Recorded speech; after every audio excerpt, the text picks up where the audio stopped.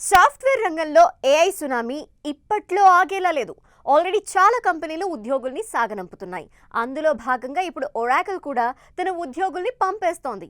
సుమారు 30,000 మంది ఉద్యోగుల్ని తొలగించాలని నిర్ణయించింది. అందులో 12,000 మంది భారతీయ ఉద్యోగులే ఉన్నట్టు అంచనాలున్నాయి. అయితే దీనిపై ఫుల్ క్లారిటీ రావాల్సింది. కానీ తీసేస్తున్న ఉద్యోగులకు సంబంధించి కంపెనీ ఎంత డబ్బులు చెల్లిస్తోంది అనే అనుమానం చాలా మందిలో ఉంది. ఉన్నట్టుండి వారిని తీసేస్తే ఎలా అనే ఆందోళన కూడా ఉంది. అయితే ఇలాంటి సందర్భాల్లో కంపెనీలు కొన్ని రూల్స్ పాటిస్తాయి. ఏదైనా ఆయా దేశాల్లో ఉండే కార్మిక శాఖ రూల్స్ని బట్టి ఫాలో అవుతుంటాయి. ఉదాహరణకు వస్తే అమెరికాలో తీసేసిన ఉద్యోగులకు 4 వారాల బేసిక్ శాలరీ ఇస్తున్నారు. దీంతో పాటు ఆ ఉద్యోగి ఎన్నేళ్ల నుంచి కంపెనీలో పనిచేస్తే అన్ని వారాలు అదనంగా వేతనం చెల్లిస్తున్నారు. అంటే సుమారు ఒక ఉద్యోగి 5 ఏళ్ల నుంచి ఒరాకిల్లో పనిచేస్తే అతనికి 4 వారాల బేసిక్ శాలరీతో పాటు 5 వారాల వేతనం వస్తుంది.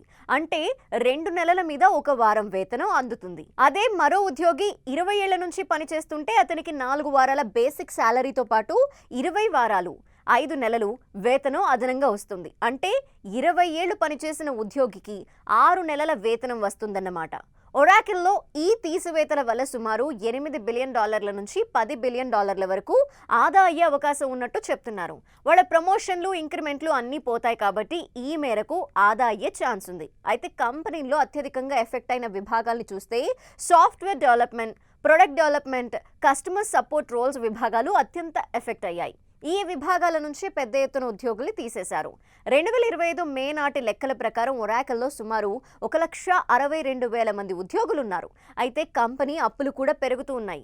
ఈ ఏడాది జనవరిలో సుమారు $50 బిలియన్ మొత్తాన్ని ఈక్విటీల ద్వారా సేకరించాలని నిర్ణయించింది. అయితే 2026లో మళ్లీ కొత్తగా రుణాలు తీసుకునే ప్లాన్లేవీ లేవని కంపెనీ ప్రకటించింది.